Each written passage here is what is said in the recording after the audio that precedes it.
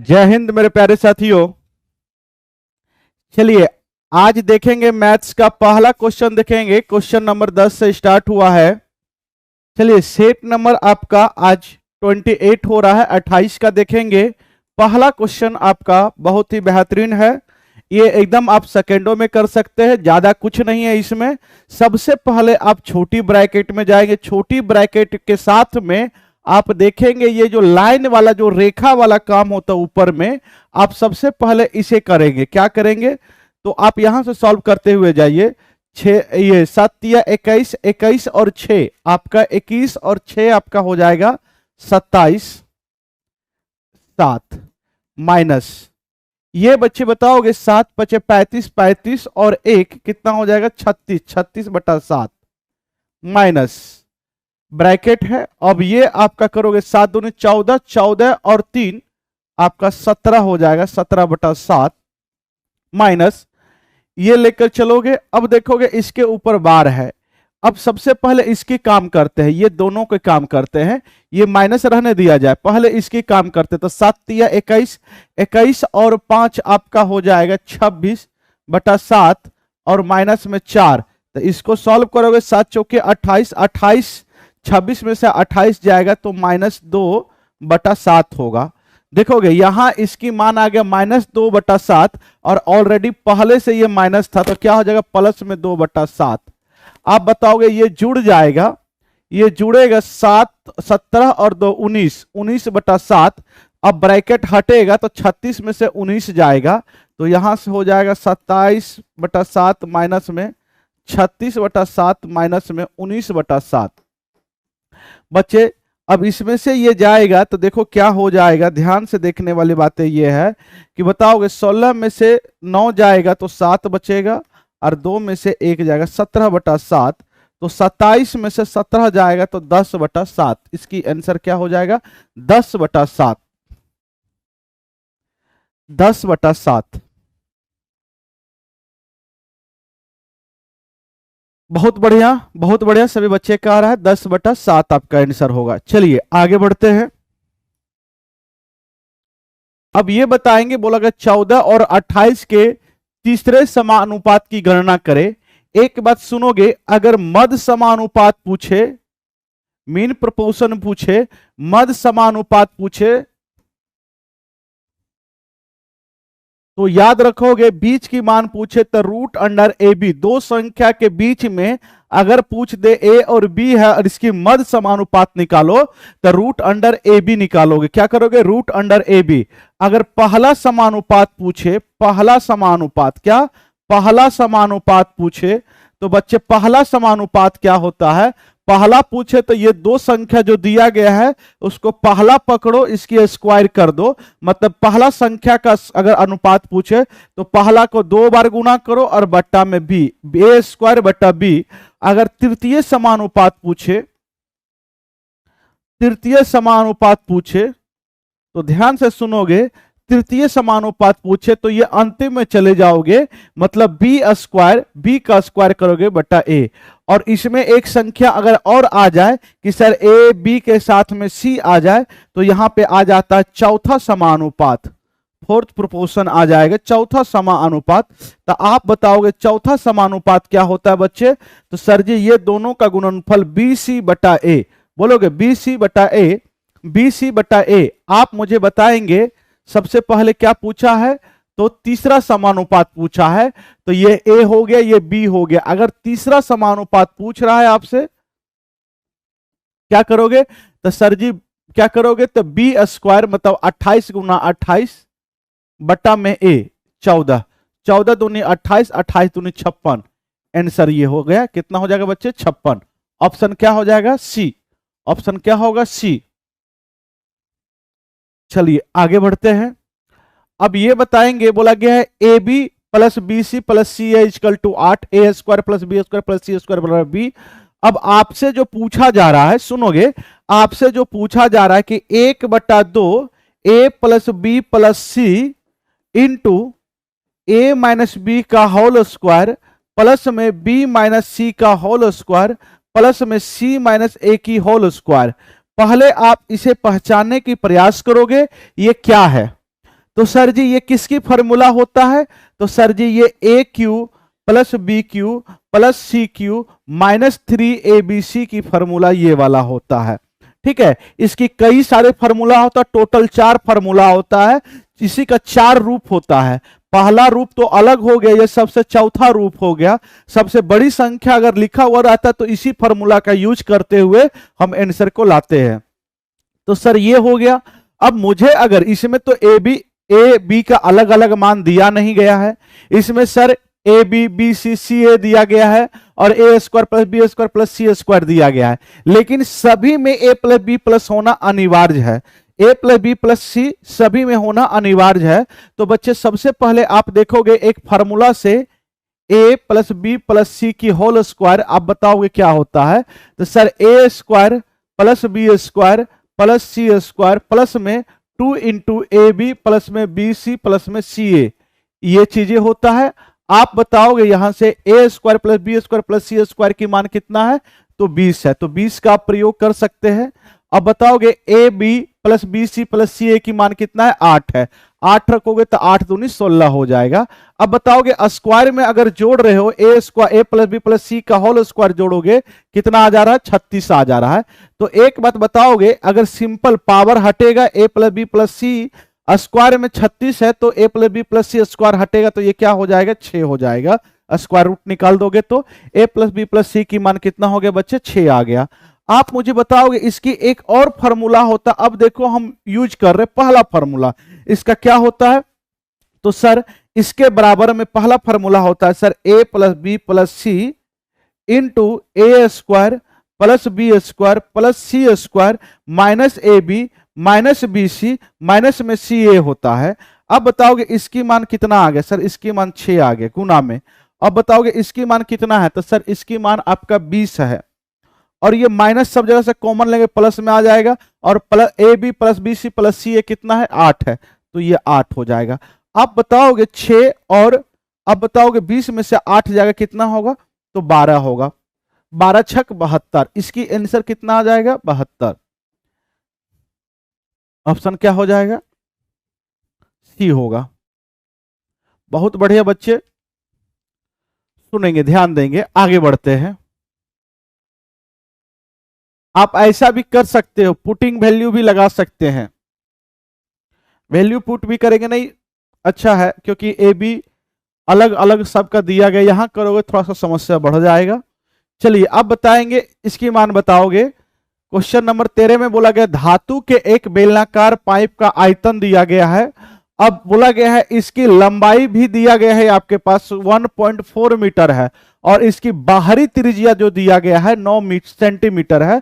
इसकी मोटाई क्या होगा? आप समझ गए, जब मोटाई की चर्चा किया गया है, ये तय है बच्चे, ये तय है कि ये जो धातु जो बेलनाकार है वो खोखला बेलना होगा। कैसा होगा? होलो सिलेंडर होगा। ध्यान से सुनिएगा इसमें, क्योंकि 2 त्रिज्या की बात किया गया है, ये आंतरिक त्रिज्या हुआ और ये बाह्य त्रिज्या हुआ।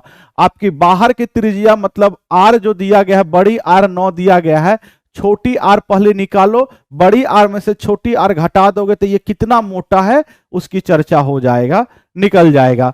तो एक बात बताओगे, ये आपका क्या हो गया? रिंग हो गया। और इसी में अगर ऊंचाई हो जाता है, इसी में अगर मान लीजिए ऊंचाई ले आओगे, तो ऊंचाई ले आओगे तो ये बेलनाकार हो गया, और खोखले बेलन का आयतन होता है पाई बड़ी आर स्क्वायर माइनस में छोटी आर स्क्वायर इंटू में एच होता है।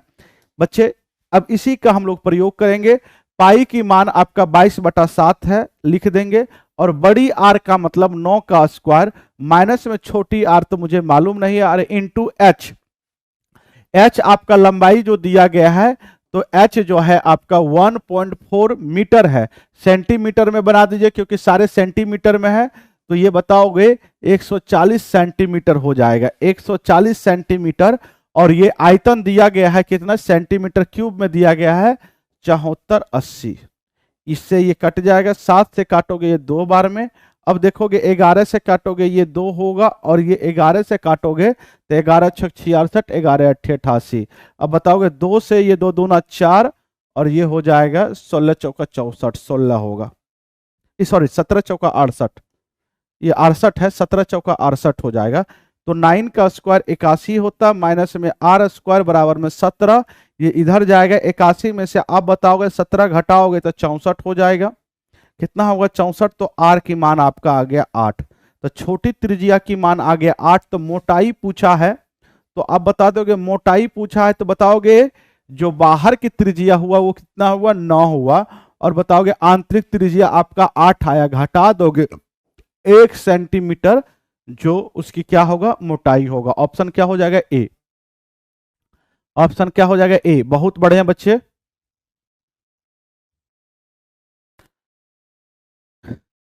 चलिए आगे बढ़ते हैं, ध्यान दीजिएगा। अब इस क्वेश्चन को बताने का प्रयास करेंगे। ये बोला गया sec square theta plus cosec square theta, तो ये आप जानते हैं अगर इसको सॉल्व करेंगे तो ये 1 बाय कॉस स्क्वायर थीटा होता है और प्लस में 1 बाय साइन स्क्वायर थीटा होता है।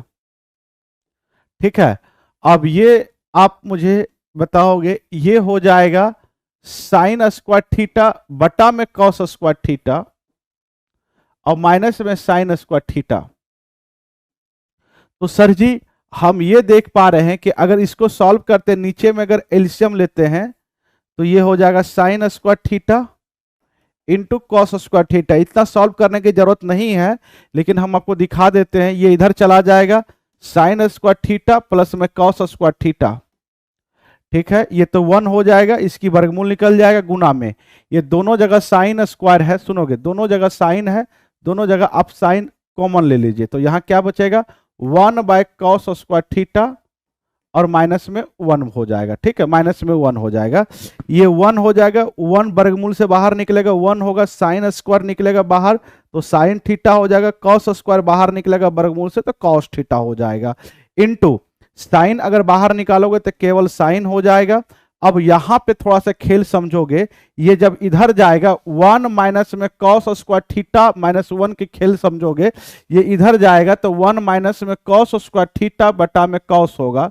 और आप जानते हैं कॉस स्क्वायर थीटा, आप जानते हैं 1 माइनस कॉस स्क्वायर थीटा ये ऑलरेडी साइन स्क्वायर थीटा ही होता है।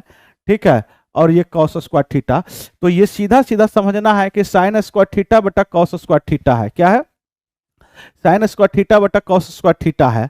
तो सर जी आप मुझे बताइएगा, तो साइन का वर्गमूल क्या हो जाएगा, स्क्वायर के वर्गमूल है तो ये साइन ही हो जाएगा और नीचे में आपका कॉस थीटा हो जाएगा। आप मुझे बताइए, दो एक साइन से साइन कट जाएगा, अब ऊपर में क्या बचा, तो सर ऊपर में साइन बचा और नीचे में बच रहा है कॉस, कॉस मतलब कॉस स्क्वायर थीटा। ये कॉस को ऊपर लेके जाओगे तो साइन थीटा इंटू में सेक स्क्वायर थीटा हो जाएगा, sine theta into sec square theta. Option क्या हो जाएगा बी होगा, ऑप्शन क्या हो जाएगा बी होगा।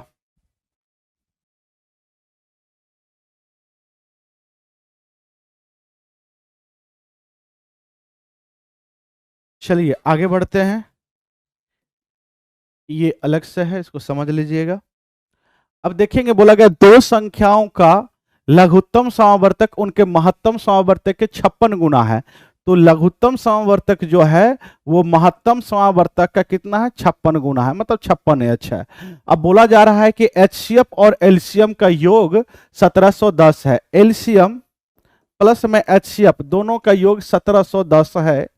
अब बताओगे एल की मान अगर 56H का प्रयोग यहां पे करोगे, 56 और H, एक H यहां पे 56H और एक H 57H हो जाएगा और बराबर में 1710 हो जाएगा। अब इसको काटोगे तो कितने बार में कट जाने की चांसेस है आपके पास बताइए, तो सर ये 3 बार में कट जाएगा, 30 हो जाएगा। तो सर H की मान जो एचसीएफ है आपका वो 30 आ गया, तो एलसीएम बताओ कितना होगा, सर 56 गुना है तो 56 गुना 30 हो जाएगा एलसीएम। आप जानते हैं अगर एक संख्या 240 दिया गया, दूसरी संख्या क्या होगा, एक फॉर्मूला होता है एलसीएम एचसीएफ में, पहली संख्या गुना में दूसरी संख्या बराबर में एलसीएम इंटू एचसीएफ होता है, इंटू एचसीएफ होता है। पहली संख्या आपका दिया गया 240 है बच्चे, और आपको दूसरी संख्या निकालना है, एलसीएम दिया गया है 56 गुना 30 एलसीएम आपका आया है और एचसीएफ यहां से आया है 30, तो एचसीएफ की मान 30 रख दो, एच की मान 30 रख दो। आप जान रहे हो ये इससे कट जाना है, इसको काटोगे तो ये 8 आ जाएगा, 8 3 24, 8 7 56, और 7 या 21, सेकेंड नंबर जो आएगा 7 या 21 मतलब 210 आ जाएगा। दूसरी संख्या जो होगा वो कितना होगा, 210 होगा। दूसरी संख्या आपका 210 होगा।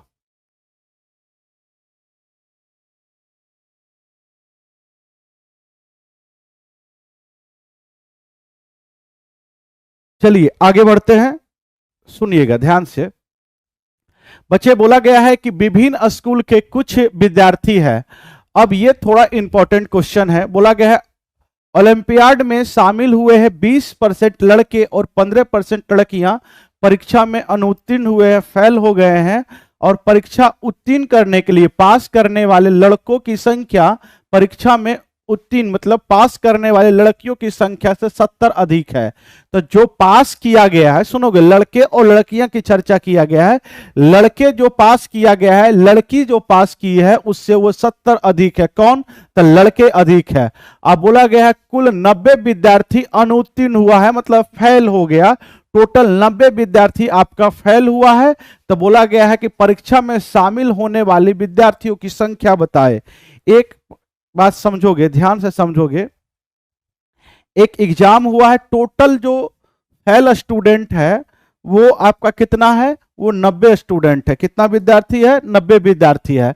तो बच्चे आप मुझे बताओगे 20% लड़के और 15% लड़की जो अनुत्तीर्ण मतलब फेल हो गए, ठीक है। तो बताओगे अगर 20% लड़के, तो सर जी 20% लड़के, परसेंट हटाओगे तो बट्टा में 100 आ जाएगा। चलिए हाँ लिख सकते हो बट्टा में 100, और प्लस में 15% लड़की फेल हो गए, दोनों को मिलाओगे टोटल बोला गया है 90 स्टूडेंट फेल हुआ है।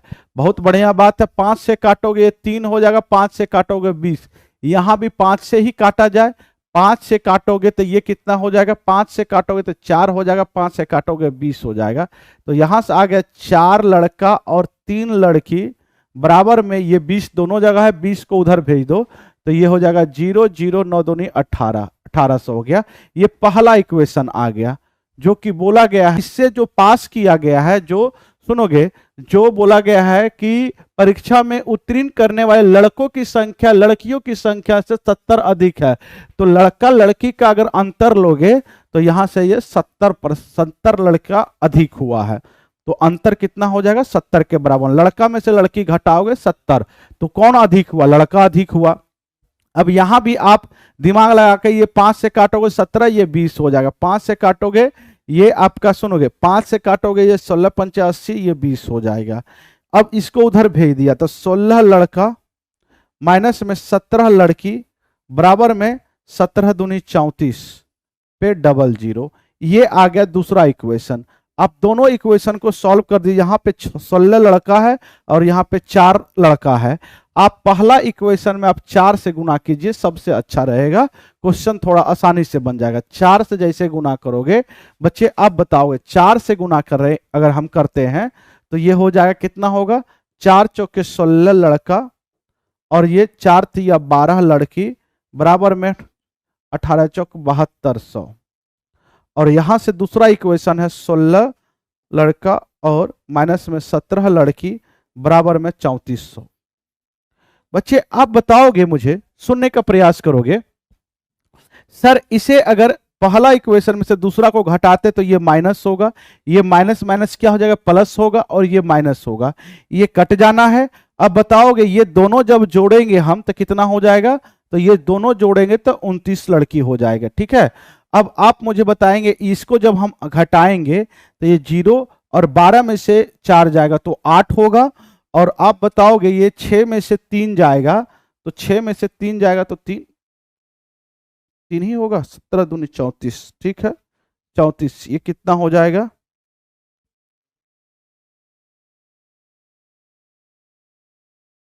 18 चौक 72। ठीक है, 4 तिया 12।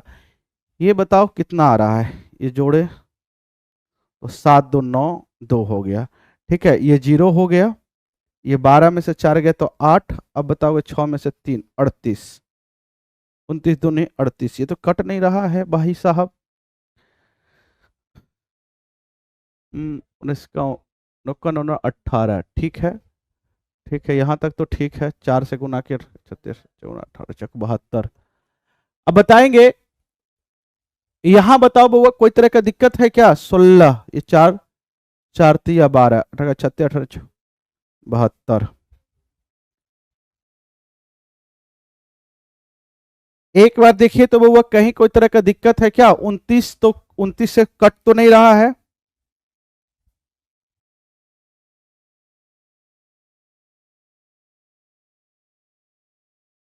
बताएंगे इसके आंसर क्या होगा? कहीं पे कोई तरह का दिक्कत है क्या? 17 दूनी 34,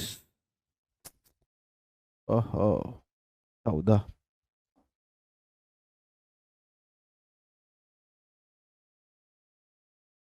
चलिए बताएंगे आप मुझे।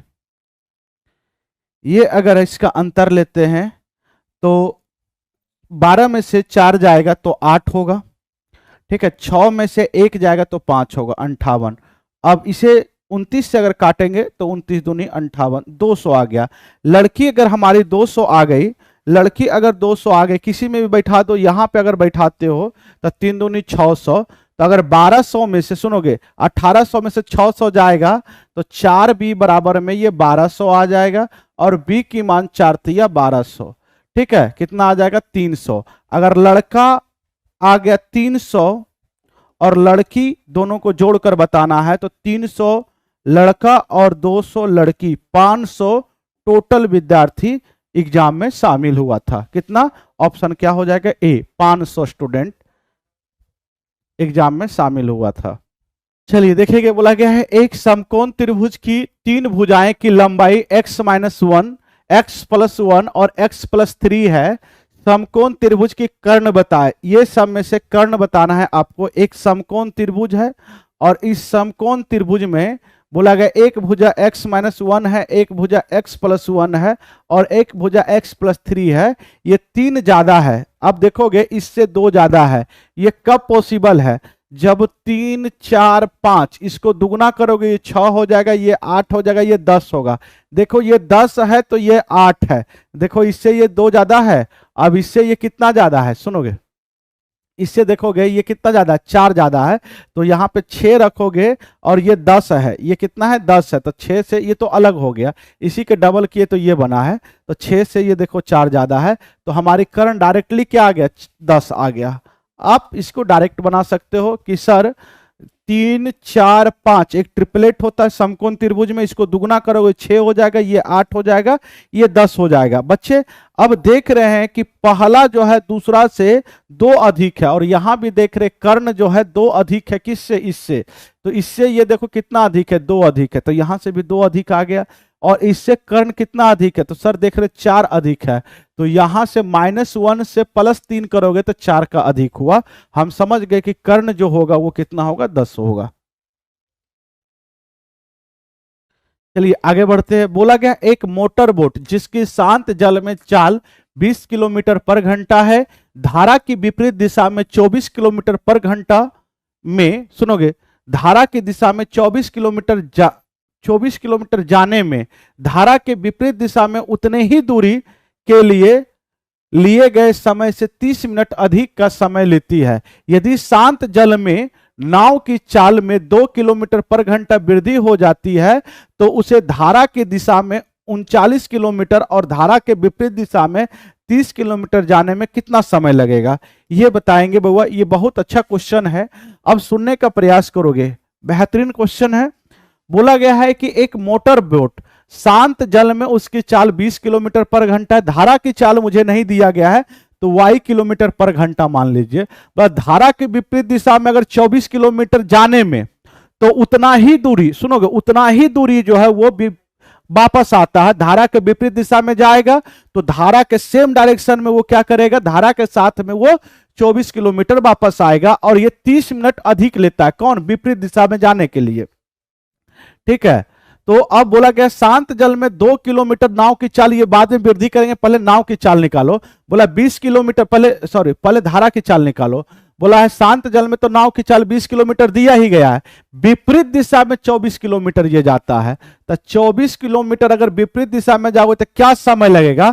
तो समय बराबर में तो दूरी, ये 24 किलोमीटर, समय बराबर में दूरी बटा चाल। चाल अगर धारा के विपरीत जाओगे तो नाव की चाल, सुनोगे, घट जाएगा। ठीक है, 20 minus Y, X minus Y होता है और नाव की चाल यहाँ पे दिया गया है।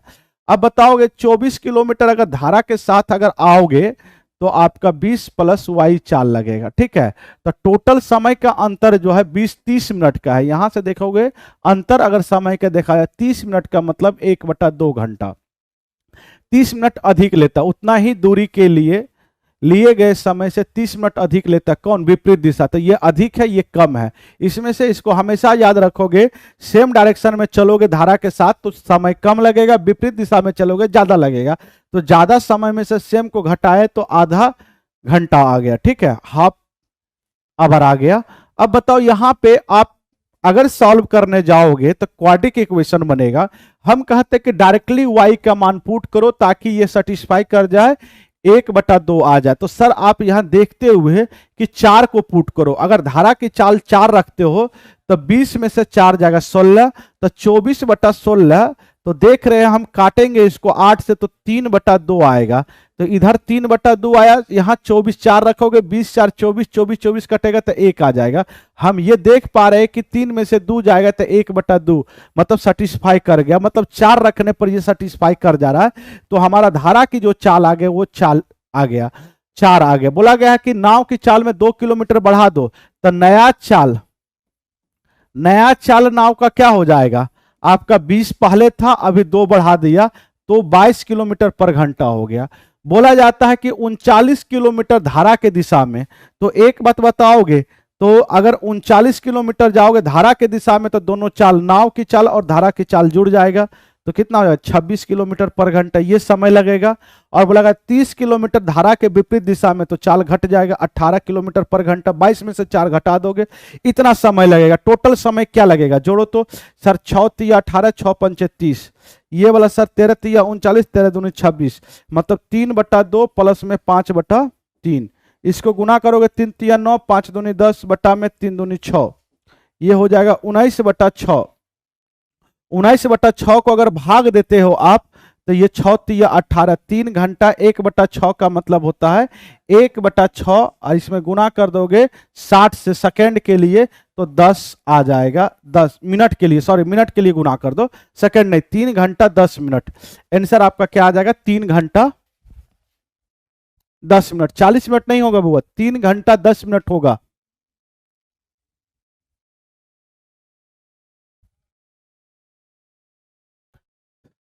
आगे बढ़ते हैं। बोला कि 8 सेंटीमीटर भुजा वाले एक ठोस घन को 16 सेंटीमीटर लंबाई, 8 सेंटीमीटर चौड़ाई और 15 सेंटीमीटर ऊंचाई वाले एक आयताकार कंटेनर में गिराया जाता है जो आंशिक रूप से पानी से भरा है। यदि घन की पूरी तरह, घन जो गिरा रहे हो उसमें वो पूरी तरह डूबा हुआ है तो जल के स्तर में कितना ऊपर उठेगा?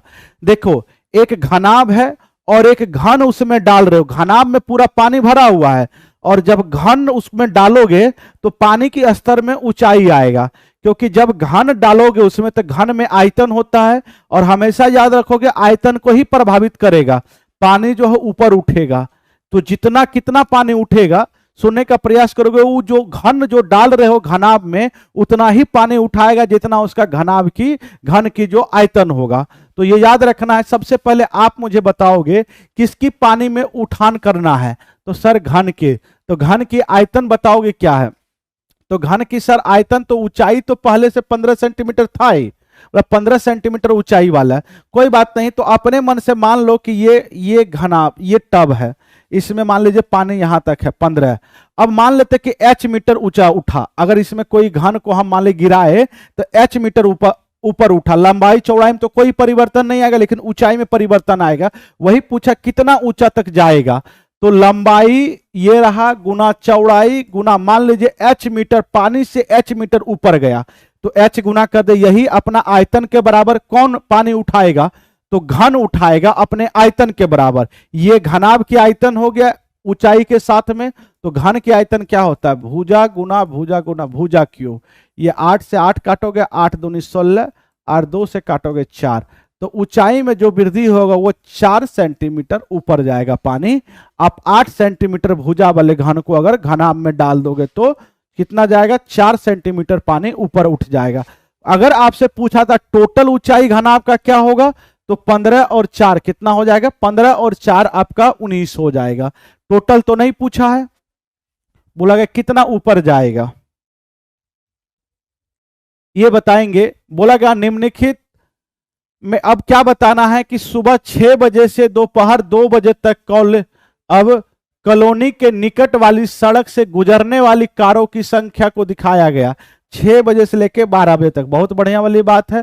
बोला सुबह 6 से सुबह 8 बजे के बीच में गुजरने वाली गाड़ियों की संख्या, तो सुबह 6 से जो गुजरा है 6 से 8 बजे तक 70 और 105, तो टोटल हो जाएगा 175। 175 गाड़ी गुजरा है।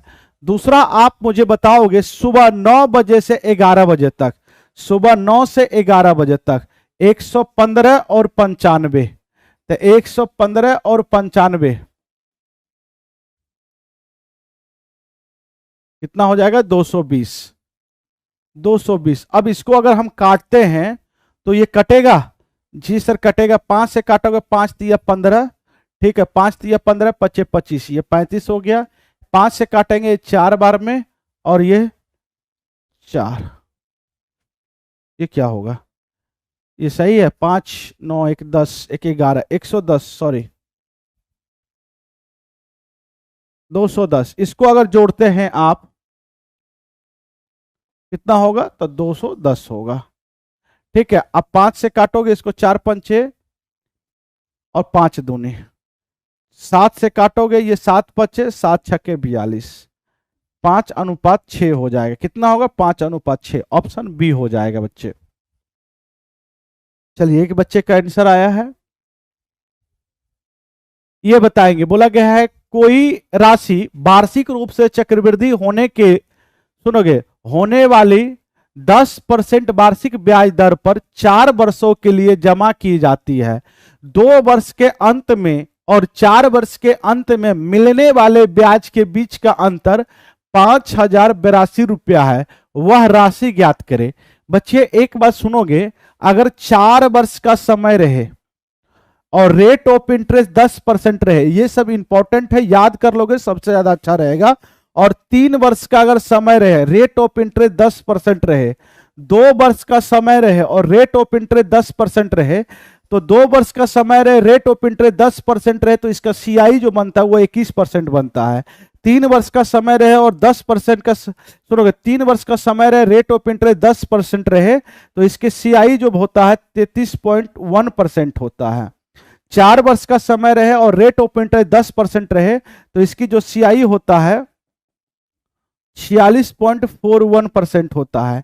ये याद रखोगे, बहुत सारा क्वेश्चन जो है अगर 10% अगर देता है, इस टाइप के प्रश्न में हमेशा लगभग में हम जहां भी देखे हैं 10% ही देता है। 4 वर्ष दिया गया है, ठीक है, 4 वर्ष दिया गया है।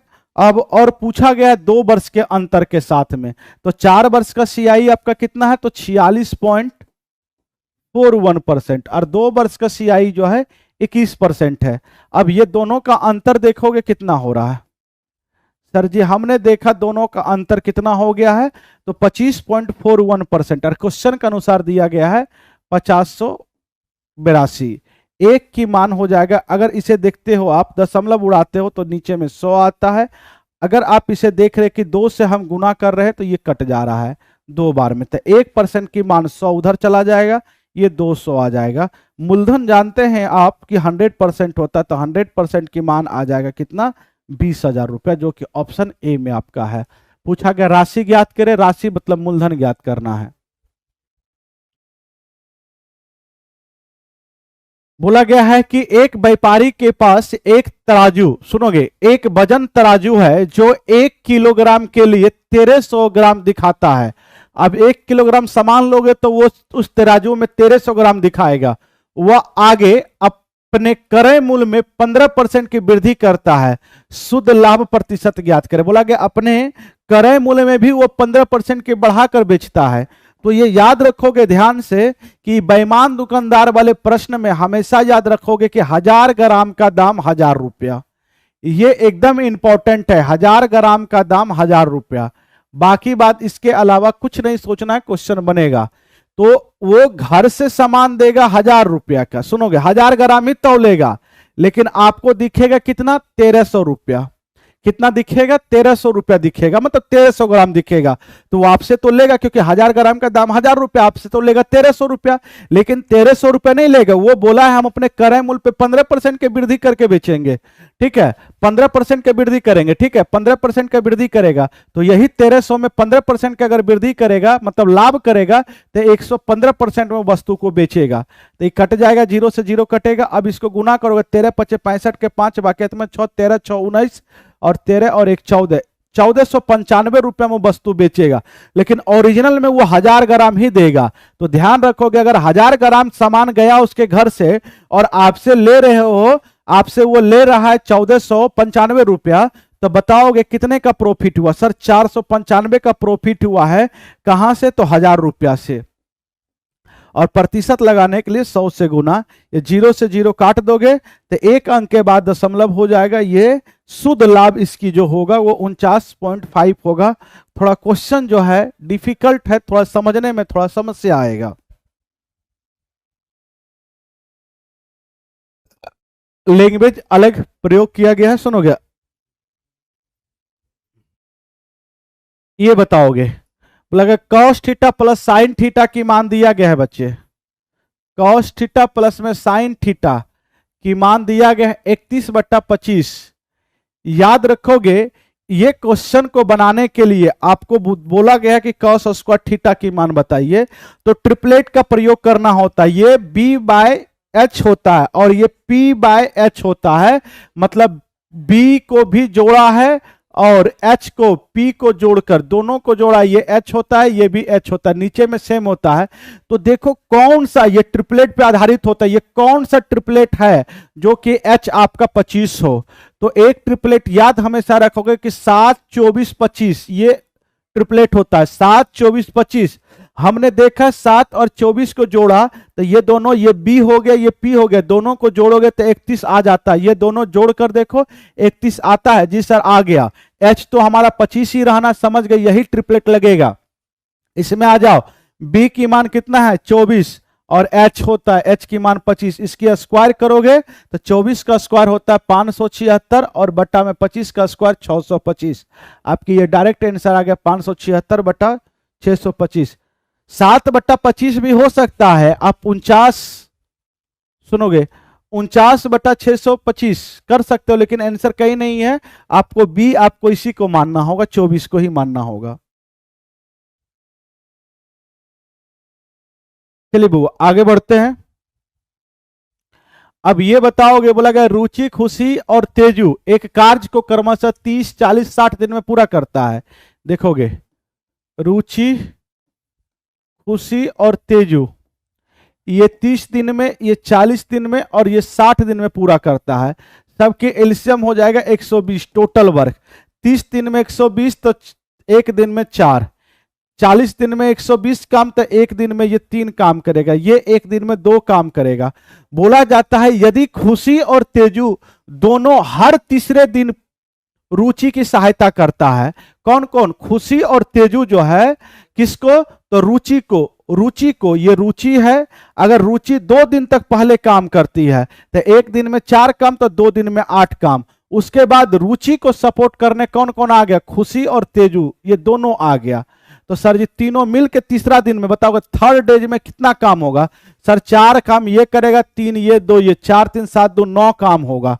तो बताओगे दोनों मिलकर अगर 2 और एक तीसरा दिन, मतलब 3 दिन बीत गया है और 8 और 9 कितना काम हुआ है? तो सर 8 और 9 17 काम आपका पूरा हो चुका है। तो इसी तरह साइक्लिक चलेगा, हर तीसरे दिन में खुशी और तेजू आ जाएगा रुचि को मदद करने के लिए। आप देखो 17 को यहां 120 के आसपास ले जाओ तो 17 7 119, 120 के आसपास, मतलब 7 साइकिल चलेगा, 7 साइकिल ये 7 चक्कर लगेगा। तो 7 या 21 दिन में आपका 17 7 119 काम हो गया है। फिर अब साइकिल खत्म हुआ, फिर कौन आएगा? रुचि। रुचि आएगा तो एक दिन में रुचि 4 काम करता है, लेकिन 119 काम हो गया, एक ही काम करवाना है तो 1/4 दिन उसे और लगेगा। तो मतलब टोटल समय लगेगा काम करने में 21 प्लस में 1/4 दिन, 21 चौके 84, 84 1 85/4 दिन लगेगा। कितना लगेगा बच्चे? 85/4 दिन। ऑप्शन क्या हो जाएगा? बी।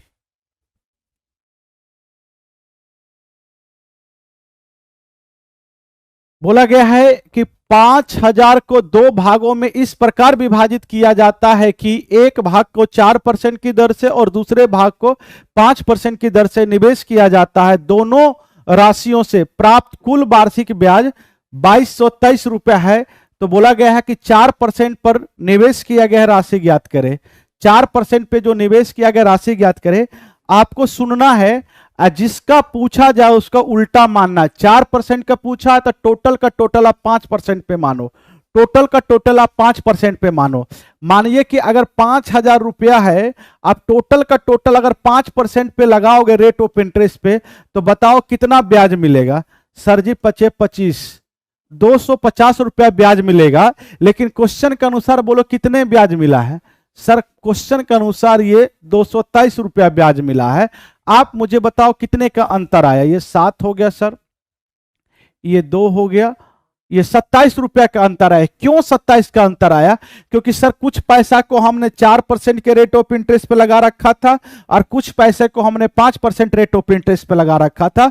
बताओगे यहां से अंतर कितने का? तो सर 1% का अंतर आया। और यही 1% का अंतर, क्योंकि हमने सबको ले रखा है 5% पे, यही 1% का अंतर का तुलना अंतर से करेंगे तो 1% की मान हो जाएगा 27, तो 100% की मान हो जाएगा 2700। तो आपने 5% का प्रयोग ऊपर में किया तो नीचे में किसका आंसर आएगा?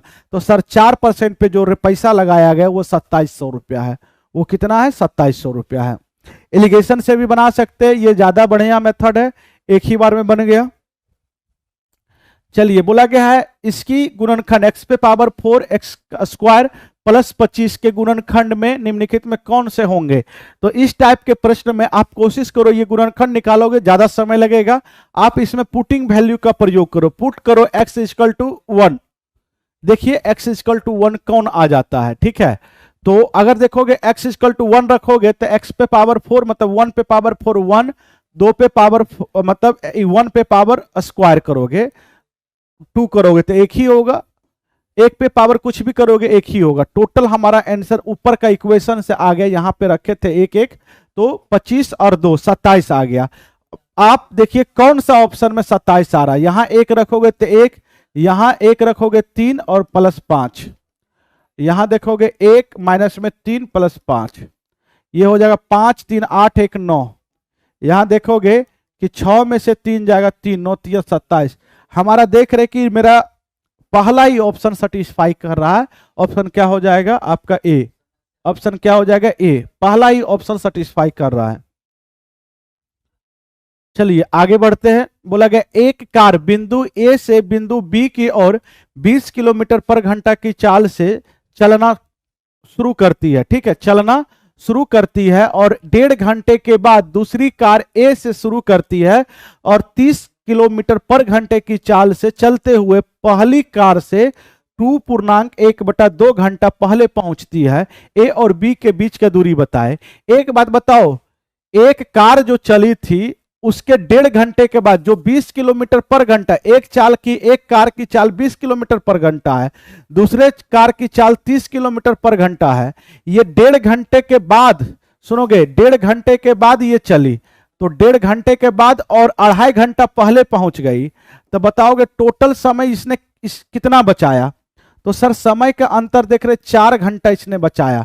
मतलब पहले कार से 1.5 घंटा के बाद दूसरी कार चला और 2.5 घंटा पहले पहुंच गया पहली कार से, तो टोटल समय की बचत 4 घंटा अधिक। तो 4 घंटा अधिक समय कौन लेगा? तो आपका पहली कार लेगा। 4 घंटा कम समय कौन लेगा? तो दूसरी कार लेगा। अगर समय का अंतर दिया रहे और 2 चाल दिया रहे दोनों कार की, तो दूरी बराबर में होता है दोनों चाल की गुणनफल, दोनों चाल की अंतर गुना में समय का अंतर। ये बहुत अच्छा क्वेश्चन है। तो सर दूरी जब निकालना रहेगा तो पहली कार जो चली थी वो 20 किलोमीटर पर घंटा, दूसरी कार जो 30 किलोमीटर पर घंटा से, दोनों की चाल का अंतर 10 किलोमीटर है और दोनों का समय का अंतर, ये 1.5 घंटा पहले चली थी, ये 2.5 घंटा पहले पहुंची। कहने का अर्थ हुआ ये 1.5 घंटा के बाद चली इससे, और 2.5 घंटा पहले पहुंचे, मतलब समय का अंतर आया 4 घंटा। क्या ये कट गया, 4 तिया 12, 12 दूनी 24, 240 किलोमीटर जो दूरी का सफर कर रहा है वो 240 किलोमीटर रहा है।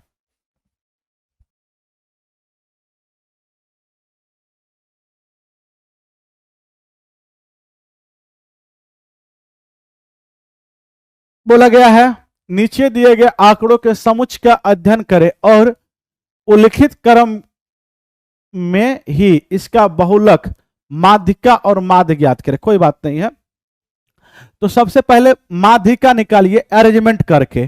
तो अरेंजमेंट करने के लिए सबसे पहले छोटी आरोही क्रम में सजाइए, उसके बाद उससे बड़ी 7, उसके बाद 8, 8 3 टाइम 8 है, उसके बाद 9 9 9, 1 2 3 4 5 6 7 8 9, 1 2 3 4 5 6 7 8 9, तो 9 है तो माध्यिका बीच वाला होता है 4 इधर से और 4 इधर से, बीच वाला माध्यिका हो गया। तो माध्यिका आप देख पा रहे हैं कि माध्यिका आपका 9 आ गया। पूछा है बहुलक, तो बहुलक सबसे पहले बहुलक, तो बहुलक भी बताओगे कितना आएगा, तो सर सॉरी माध्यिका बीच में कौन है, 8 है, तो 8 हो गया ना, बीच में यही 8 आया, यही माध्यिका हो जाएगा। बहुलक क्या होगा, जो बहुत बार आया, कौन बहुत बार आया है, 9 है। अब बोला गया माध्यिका निकालना है, माध्य निकालना है, तो माध्य होता है योगफल बटा संख्या। सबको जोड़ेंगे अगर 9 का 9 18 29 9 36 9 45 9 54 9 7 63 63, 9 का 9 18 9 36 9 45 9 54 9 7।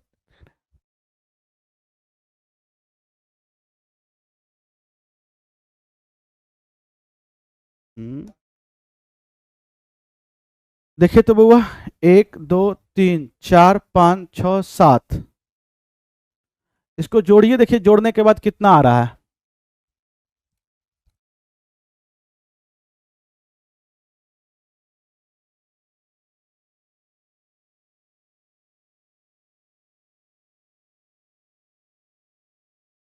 नौका 9 9 2 18 27 9 36 9 चौको 36 9 5 45 9 6 54 9 7 63 9 8 72, 72 आएगा, जोड़ोगे तो 72 आएगा, और बट्टा में 9, माध्यिका योगफल बटा संख्या, इसको काटोगे तो 9 8 72, 8 आया। मतलब बहुलक आपका 9, माध्यिका 8 और माध्य भी 8, तो कौन सा आंसर में हो जाएगा, ऑप्शन सी होगा। ऑप्शन क्या होगा, सी होगा।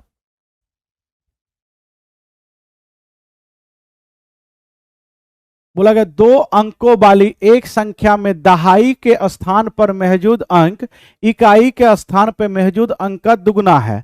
कोई बात नहीं है, जो दहाई के स्थान पे वो इकाई से दुगुना है, ये भी इकाई से दुगुना है, ये भी दुगुना है, ये भी दुगुना, ये दुगुना नहीं है, ये तो नहीं होगा।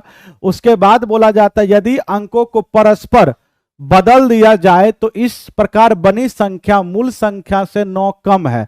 तो आप देखोगे ये पलटोगे तो कभी 9 से कम नहीं आएगा, मतलब ये बहुत ज्यादा आएगा, ये भी पलटोगे बहुत ज्यादा आएगा। अब इसे पलट के देखो, ये 21 था, पलटोगे तो 12 होगा, देखोगे ये कितना कम है, 9 है, मूल संख्या से 9 कम आएगा। ऑप्शन क्या हो जाएगा, डी। ये देखकर ही लग रहा था, आंसर क्या हो जाएगा, डी। चलिए आगे बढ़ते हैं। बोला गया है त्रिभुज एबीसी और त्रिभुज डीईएफ समरूप है। अब बताओगे दो त्रिभुज है, त्रिभुज बोला गया है, लिख लेते हैं।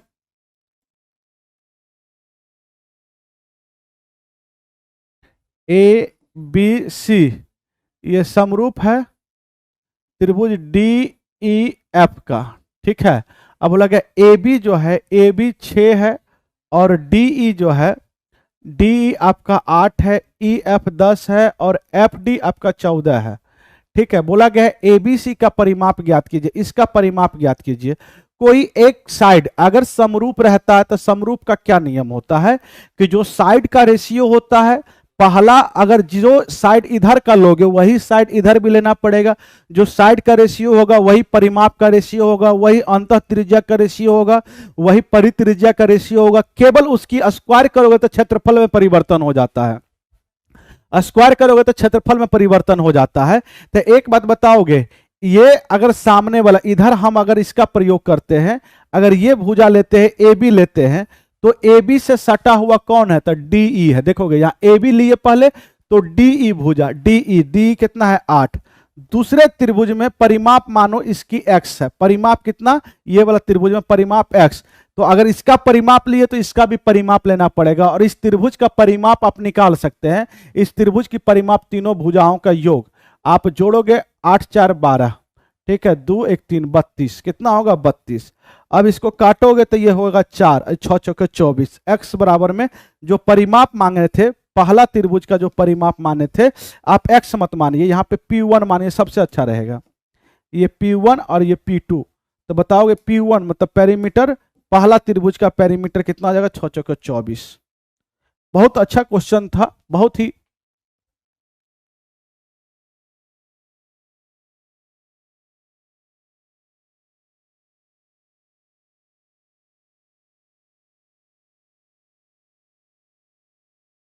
चलिए आगे बढ़ते हैं। बोला गया राजेश की बेटी की आयु राजेश की पत्नी की आयु की 1/3 है, राजेश की पत्नी की आयु राजेश की आयु की 3/4 है, तथा राजेश की आयु राजेश की पिता की आयु के 3/5 है। यदि राजेश के पिता की आयु 60 वर्ष है तो राजेश की बेटी की आयु। बहुत अच्छा प्रश्न है। अब सुनोगे, राजेश है, सबसे पहले राजेश है, उनकी बेटी की बात हुई है, उनकी वाइफ की बात हुई है, उनके पिताजी की भी बात हुई है। राजेश क्या बोला गया है, राजेश की बेटी की आयु राजेश की पत्नी की आयु के 1/3, तो पत्नी अगर 3 होगी तो उसकी बेटी कितना होगी 1 होगी। बहुत अच्छी बात है। वह राजेश की आयु पत्नी की आयु राजेश की आयु के 3/4 है। राजेश की आयु अगर 4 होगा तो उसकी पत्नी 3 होगी, तो राजेश अगर 4 होगी तो उसकी पत्नी 3 है, ये तो है ही, ऑलरेडी पहले से 3 है। ठीक है, आगे बोला जाता है कि राजेश के पिता की आयु की 3/5, बोला राजेश की आयु राजेश के पिता की आयु की 5/3। सुनोगे यहां फिर से राजेश की आयु राजेश के पिता की आयु की 3/5 है। 3/5 मतलब जिसमें का और से लगा रहता है उसको नीचे लिखते हैं, तो पिता में का लगा है, तो पिता की अगर आयु 5 होगा तो राजेश की आयु 3 होगा। तो पिता की आयु अगर 5 हुआ तो राजेश की आयु यहां पे 4 है, और यहां से बता रहा है कि 3 होगा। तो रेशियो है, रेशियो में आप ये दोनों सेम कीजिए।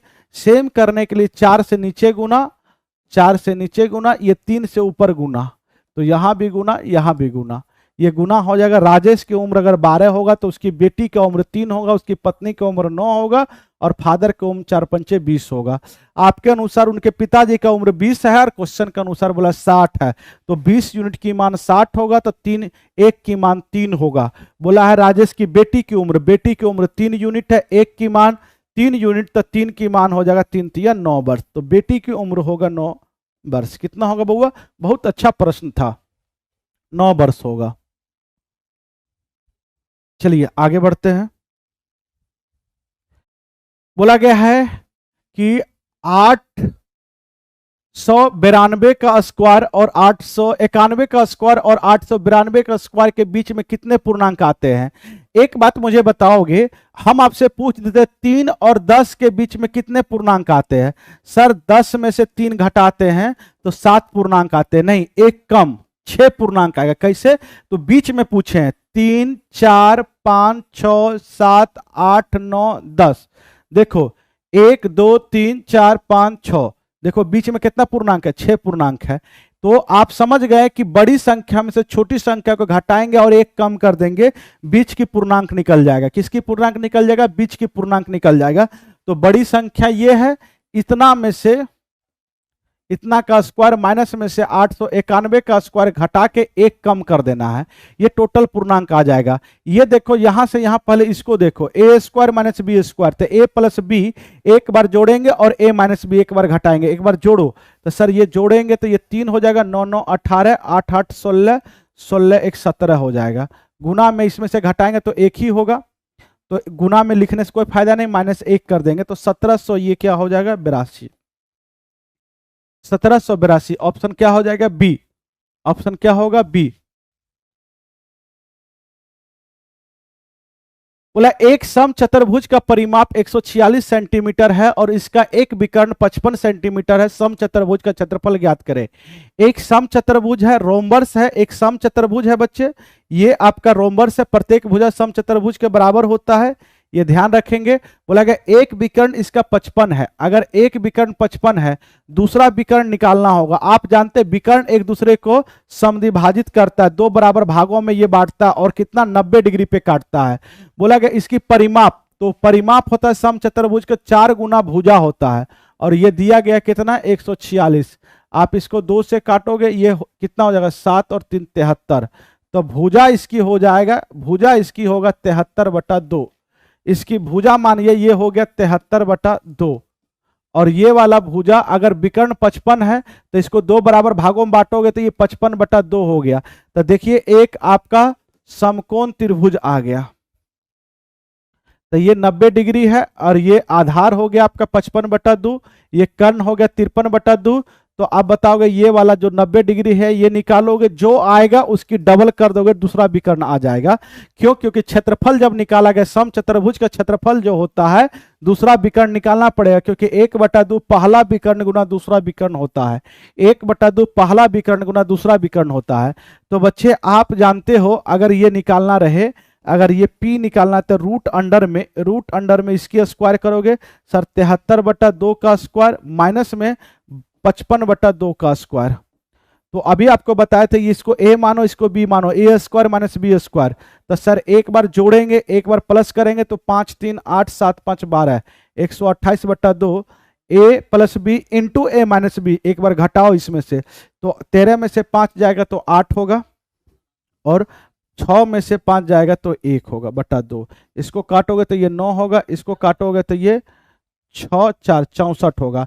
64 का वर्गमूल 8 होता है और 9 का वर्गमूल 3 होता है, 24 होगा।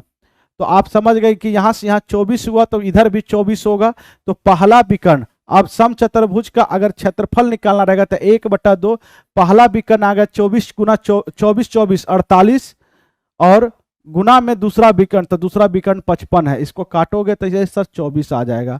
तो सर 24 पंचे 120 होता है, बाकी हाथ में 12, 24 पंचे 120 और 12 अगर जोड़ोगे तो 132 हो जाएगा। तो 1320 आपकी आंसर हो जाएगा सेंटीमीटर स्क्वायर। ऑप्शन क्या हो जाएगा? बी। ऑप्शन क्या हो जाएगा? बी। ये लास्ट क्वेश्चन है। बोला गया यदि ए और बी द्विघात समीकरण इसका एक मूल है, तो सबसे पहले इस द्विघात समीकरण को एकदम सही कीजिए।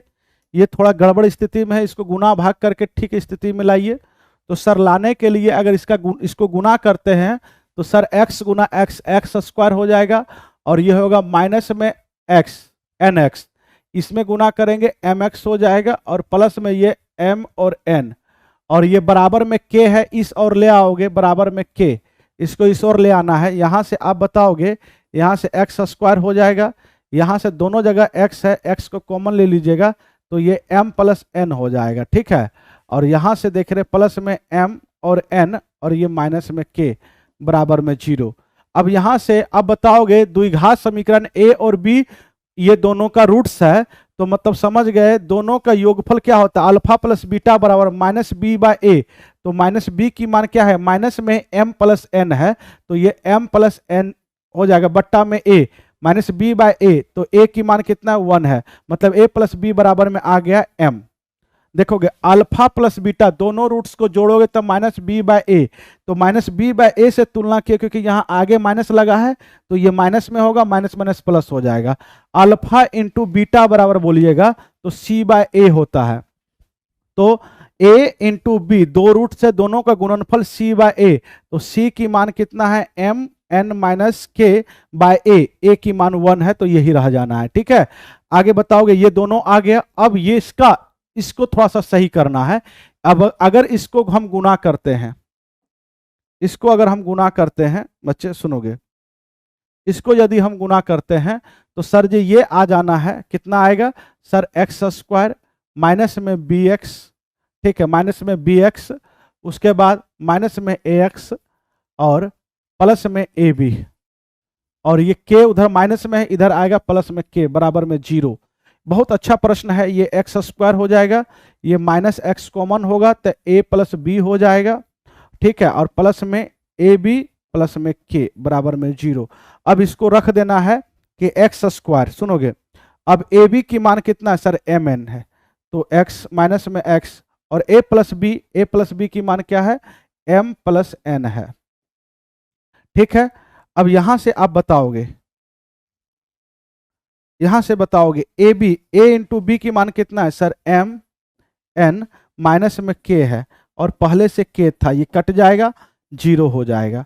अब यहां से सर क्या कर सकते हैं, तो यहां से आप क्या कर सकते हैं, तो ये मान आ गया, क्या आ गया सर, एक्स स्क्वायर माइनस में x m plus n plus में एम एन बराबर में 0।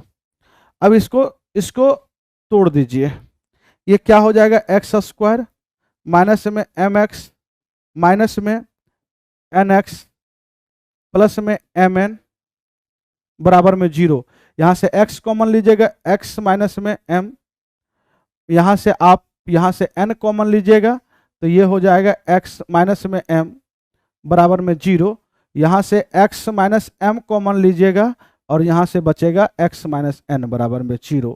बच्चे ये जब दोनों संख्या गुना करोगे 0 तब आएगा जब यह तो ये 0 हो या तो ये 0 हो, तो x बराबर में ये आ जाएगा m और ये आ जाएगा n, तो आंसर हो जाएगा mn।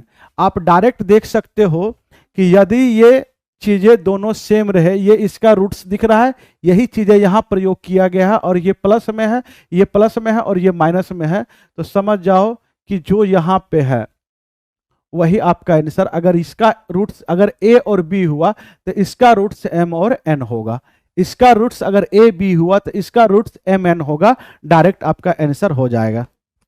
चलिए बुआ मिलते हैं फिर नेक्स्ट क्लास में, आइए सर। नहीं रे बाबू, न्यू टीचर नहीं है सर, काफ़ी पुराने टीचर है। चलिए सभी बच्चों को गुड इवनिंग, आइए जल्दी जल्दी ज्वाइन कीजिए। अच्छा आज टेक्नीशियन का है जी। चलिए बाबू देखिए पहला क्वेश्चन, पहला क्वेश्चन तो आप ध्यान से देख सकते हो, बहुत ही इजी क्वेश्चन है। बढ़ई, चित्रकार, प्लम्बर और चौकीदार है, यानी टोटल हम कह लें कि सर 4 प्रकार के वेन हमारे सामने प्रस्तुत किए गए हैं। ठीक है, अब देख लो क्या कहता है। दिए गए आरेख का ध्यानपूर्वक अध्ययन कीजिए और पूछे गए प्रश्न का उत्तर दीजिए। विभिन्न भागों में दी गई संख्या व्यक्तियों की संख्या को दर्शाती है। क्षेत्र 13 किसे निरूपित करता है। तो सबसे पहले अगर हम 13 वाले की बात करें तो 13 वाला सर्किल में है ना, 13 वाला इस रेक्टेंगल में भी है, ठीक है, और 13 वाला मेरा इसमें भी है, यानी 3 चीजों में है। तो वो 3 चीजें क्या क्या हो सकती हैं, तो वो 3 चीजें प्लम्बर है, चित्रकार है और चौकीदार है। यानी वो ऐसे प्लम्बर को दर्शा रहा है जो चौकीदार भी है और चित्रकार भी है। तो देखिए, तो चित्रकारों की संख्या जो प्लम्बर है और चौकीदार भी है लेकिन बढ़ई नहीं है, तो सही कह रहा है। बढ़ई की संख्या, तो बढ़ई की संख्या तो नहीं दिख रही है, तो गलत हो गया। चित्रकारों की संख्या जो केवल चौकीदार है, तो चित्रकार और चौकीदार के साथ प्लम्बर वाले भी सेक्टर में भी तो है, तो ये गलत हो गया, तो ये भी गलत। यानी ऑप्शन नंबर ए बाबू जो है ना इसके लिए परफेक्ट और सबसे बेस्ट आंसर है। नेक्स्ट वन को मूव करेंगे हम लोग और देखेंगे क्या है। देखिए ध्यान से समझिएगा। पिंटू अपने घर से 12 किलोमीटर दक्षिण की ओर जाता है। कहता है वो अपने घर से किस दिशा में है, यानी घर से दिशा चाहिए, यानी प्रारंभिक बिंदु से अंतिम बिंदु चाहिए। तो सबसे पहले हमने देखा कि सर 12 किलोमीटर हम दक्षिण की ओर गए हैं, वहां से पूरब की ओर मुड़े हैं और 8 किलोमीटर चले हैं, फिर उत्तर की ओर मुड़ के 6 किलोमीटर चले हैं और अंत में पश्चिम की ओर कितना, तो 13 किलोमीटर चले हैं। तो देखिए उत्तर में 6, दक्षिण में 12, 6 से 6 कैंसिल हो गया, यहाँ 6 बच गया। दक्षिण में कितने हैं पूरब में, तो 8, और पश्चिम में कितने, 13, तो 8 से 8 कैंसिल हो गया, तो कितना बच गया, तो 5। तो हमारे पास डायरेक्शन क्या बच गया, तो एक डायरेक्शन दक्षिण बच गए और एक डायरेक्शन पश्चिम बच गए, यानी दक्षिण पश्चिम इसके आंसर हो जाएंगे ऑप्शन नंबर बी। आप डायरेक्ट जिस दिन आप ये काम करना शुरू कर लोगे ना डायरेक्शन में मेरे भाई, उस दिन आप समय को बहुत बचा सकते हो। चलिए अब देखिए, अब जैसे आप लोग बनाते हो, सर 12 किलोमीटर कहाँ गए, तो दक्षिण में गए, इसके बाद वहां से पूरब की ओर मुड़े सर और कितना चले, तो 8 किलोमीटर चले, फिर से यहाँ सर हम कहाँ मुड़े हैं, उत्तर की ओर और कितना चले हैं, तो 6 किलोमीटर चले हैं, और अंत में सर हम पश्चिम की ओर मुड़े हैं और कितना चले हैं, तो 13 किलोमीटर। अब पश्चिम की ओर मुड़ करके सर हमने कितना डिस्टेंस कवर कर लिया, 13 किलोमीटर। पूछे गए वो अपने घर से किस दिशा में है, तो इसका घर अगर देखो बाबू तो घर यहाँ था, क्योंकि घर से चलना शुरू किया। अगर यहाँ से सामने निकल जाता तो साउथ, और यहाँ से सामने निकल जाता तो वेस्ट, लेकिन वो डायगोनली आया है, यानी कौन सी डायरेक्शन हो गई, तो साउथ वेस्ट डायरेक्शन हो गई। तो हम लोगों ने कहा कि सर साउथ वेस्ट इसके आंसर हो जाएंगे। तो इतना काम करना होगा, लेकिन आप चाहो तो यहीं से ही इसको काट कर बना सकते हो। बिल्कुल एक बार सीखने में आप जितना समय लगा दो, एक बार आप इसको सीख जाओगे ना तो समय आपके बहुत अधिक बच जाएंगे। नेक्स्ट वन देखोगे, देखिए स्टेटमेंट कहता है कि सड़क निर्माण कार्य के कारण सड़क एक्स के सभी वाहनों को एयरपोर्ट रोड पे मोड़ा गया। ठीक है, तो भैया शहर में सड़क निर्माण कार्य चल रहा है, और किस सड़क पे निर्माण का कार्य चल रहा है, तो एक्स नाम की कोई सड़क है और उस पे निर्माण का कार्य चल रहा है, जिसके कारण उस पे चलने वाली जितनी भी वाहन थी ना उसको एयरपोर्ट रोड पे मोड़ा गया, यानी जो रास्ते एयरपोर्ट लेकर जाते हैं उस पे ये मोड़ा गया। अब कहता है अज्यूम कीजिए, क्या अज्यूम करोगे, तो एयरपोर्ट की ओर जाने वाले मार्ग पर भारी ट्रैफिक जाम है। अब ट्रैफिक जाम है कि नहीं है, कितने वाहन गए हैं उस एयरपोर्ट वाले रोड पे, हमें ये तो जानकारी है नहीं, तो पहला नंबर गलत कर लो। उड़ानों को पुनर्निर्धारित किया जा रहा है क्योंकि लोग समय पर एयरपोर्ट तक नहीं पहुंच पा रहे हैं। तो सड़क निर्माण कार्य के कारण सड़क एक्स को जितने भी ट्रैफिक थे उसका रूट चेंज कर दिया गया एयरपोर्ट रोड पर। इसका मतलब ये तो नहीं ना हुआ कि जो सड़क एक्स से जाने वाला था बस स्टैंड, जब वो एयरपोर्ट रोड से घूम के बस स्टैंड पहुंचेगा तो लोग प्लेने पकड़ लेगा कि अब बस पे काहे जाए, ऐसा तो नहीं होगा। तो ऑप्शन नंबर 2 भी क्या हो गया, तो गलत हो गया। तो ना तो एक अनुसरण करता है और ना तो बी अनुसरण करता है, यानी ऑप्शन नंबर बी में यह स्पष्टता दे रखा है। एमडी आयान जी खुश रहिए बाबू, खुश रहिए, हमेशा आगे बढ़िए। नेक्स्ट वन देखते हैं। अच्छा ध्यान से देखो, 5 विद्यार्थी हैं, एक वृत्ताकार मेज के परिधि की ओर केंद्र करके बैठे हैं। तो 5 विद्यार्थी और पांचों लोग कहाँ देख रहे हैं बच्चा, तो सेंटर की ओर देख रहे हैं। इसका मतलब है कि राइट एंटी क्लॉक मूव करने वाला है, लेफ्ट जो है ना वो क्लॉकवाइज मूव करने वाला है। कहता है ए बी और सी दोनों के बगल में है, तो ए के एक और बी और एक और सी जाएगा, वाइस वर्सा केस लगा लो। अच्छा ए और ई के बीच में है, ठीक है आगे चलिए। सी डी के दाईं ओर बगल में है, तो डी जहां भी होगा ना उसके दाईं ओर बगल में कौन होगा, सी। आगे चलते हैं। अब कहता है बी सी के दाईं ओर ठीक बगल में है, तो बी सी के दाईं ओर ठीक बगल में बैठा है।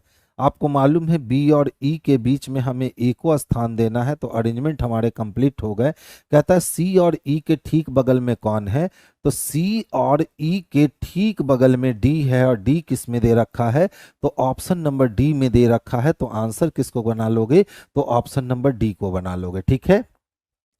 नेक्स्ट वन चलेंगे। अच्छा देखिए, आप बच्चे कहते हो कि ये क्वेश्चन सर जो है ना बनाने में भारी लगता है।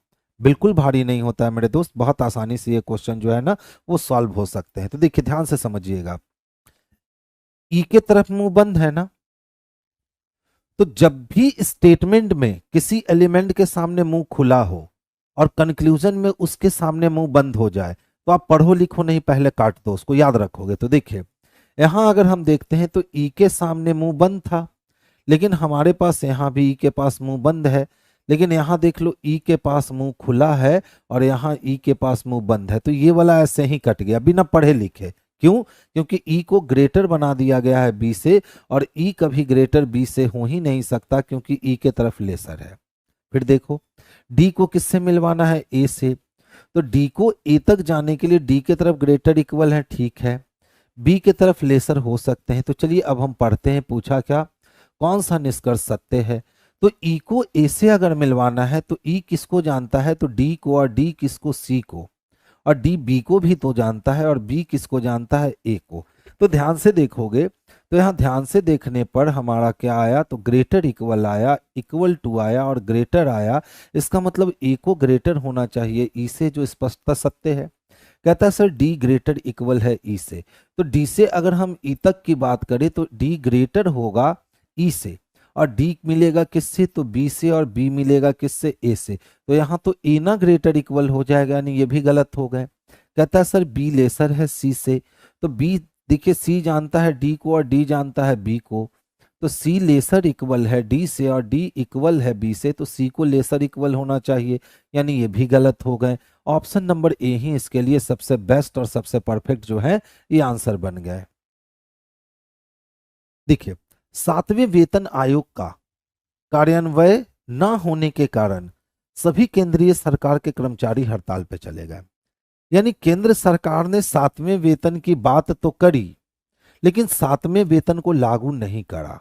तो जब सरकार ने 7वें वेतन वेतन को लागू नहीं करा, तो जितने भी केंद्रीय सरकार के कार्यकर्मी थे, यानी कि कर्मचारी थे, वो कहाँ चले गए? तो हड़ताल पे चले गए।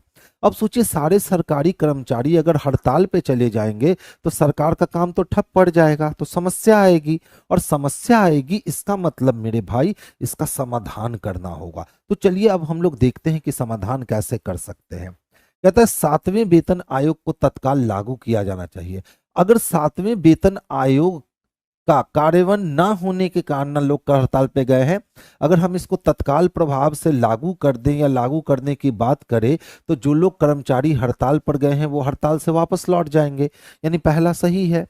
सभी केंद्रीय सरकारी कर्मचारी को निलंबित कर दिया जाना चाहिए या उनके लिए कठोर कार्यवाही होगा, और कठोर कार्यवाही कभी भी मान्य नहीं होता है।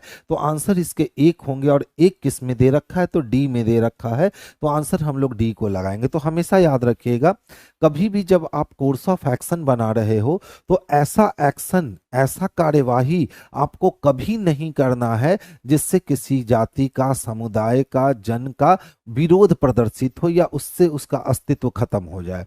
तो अगर हम सारे कर्मचारियों को निलंबित कर देंगे तो फिर नया कर्मचारी रिक्रूट करना होगा, और वो एक दिन में तो रिक्रूट होगा नहीं। यानी फिर भी तो लॉस हमारी हो ही रही है ना। लेकिन ये उन कर्मचारियों के लिए कठोर कार्यवाही हो जाएगी, और कभी भी कोर्स ऑफ एक्शन में मेरे भाई कठोर कार्यवाही आप नहीं करोगे।